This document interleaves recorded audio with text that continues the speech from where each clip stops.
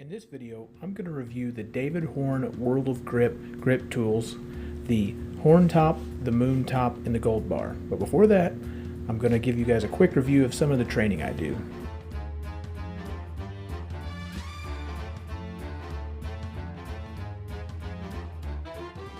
It just so happened that I received the grip implements on a day that I was supposed to train pinch. So I started the night with my normal training, went through all my sets. I started with my two-hand pinch here on the adjustable pinch apparatus.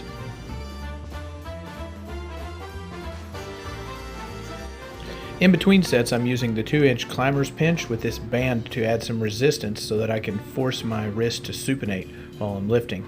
This is a variation on something that Cody Burns had recommended for the Euro pinch, and I definitely like it. It adds some variation, and I think it's making some improvements for me. Now you might say, well, hey, doesn't this actually just force the implement into your thumb and make it easier? Maybe. And I've gotten pretty consistent about logging the Cinepinch as was designed by Rich Cottrell, but this is essentially how I use it. I use my fingers to hold it up off the table so that only the thumb and the hand is used. Can't use any body weight to get an advantage on it.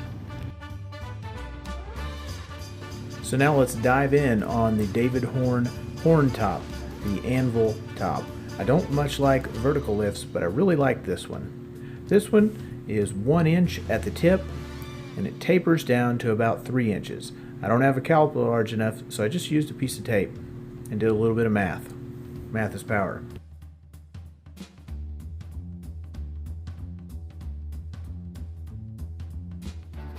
Now I want to take a minute to mention this, but I don't want it to get negative because I really don't think this is typical for David Horne's products.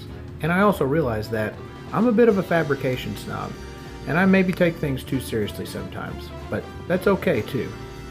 Now, mine has this blemish in it, and at first I was a little upset, but I realized that rolling a cone is really hard to do, even with the right machinery. And this blemish is not going to affect the performance at all.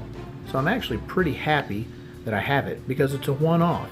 And like I said, it's not going to affect the performance. And it certainly hasn't affected mine. I have what I think was a pretty good pull on it for a vertical lift, and especially since I don't really train them.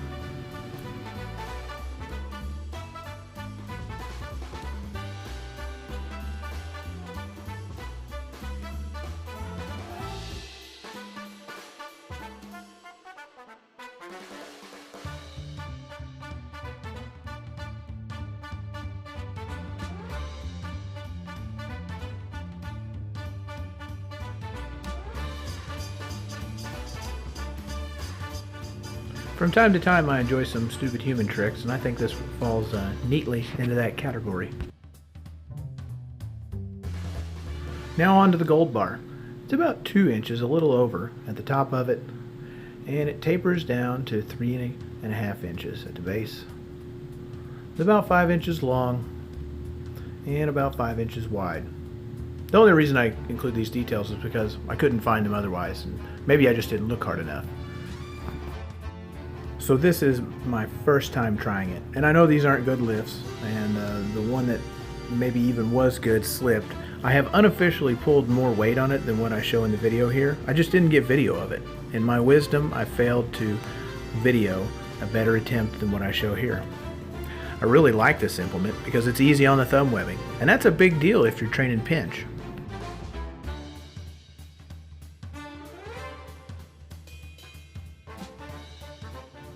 Now onto the Moon top. I really like this implement. It seems like it's going to be easy on the skin, and I'm glad that it's included in King Kong, and I'm anxious to train with it. And once again, I don't have a large enough caliper, so I just wrapped some tape around the base and measured that. I'm getting about 4 3/4 in diameter. Now that's a little bit larger than what I thought it was. I thought it was closer to 4, but it's not. Now I want to take a minute to admire these welds. They're so nicely done and executed. The bead profile is concave, so the hemisphere transitions smoothly onto the base plate. I think the welds are actually a little bit overdone for this application, but needless to say, it's very smooth, very nice transition. Now I view the Moon top as kind of a variation on the hub, and I may find that this is wrong, but this is a bull ring replica, not an actual bull ring, but it's a replica, 4 inch. So I'm thinking a technique that you would use for that will be give you the most transfer over on the moontop. I may find that that's wrong, but right now it feels really comfortable, and I've felt pretty strong on it on my first lifts. I believe that grip method is referred to as the cheater's hub grip, affectionately referred to that way, and it seemed to work very well. Once again, first lifts, the implement's not seasoned at all. I'm pretty tired. You see my kids bump the camera there, but I pulled about 28 pounds on it. I also got 30 and some change off the ground, but I didn't film it, of course. Ding, ding, ding. For those of you that are still around for the bonus round, this is a grip machine that I've been working on over the last week or so for someone that requested. It's a Hardy Handshake replica that also converts to a TTK, and I really like the machine. In fact, I kind of wish I had built one for myself. But what I wish even more is that I would have taken you guys on the journey with me. But I have to budget my time and my data and space on my camera and everything, and I actually didn't think that I would have enough room and time for all this. But in retrospect, this video took a whole lot of time and everything, so I wish I had done that. But maybe next time. But as always, thanks for watching.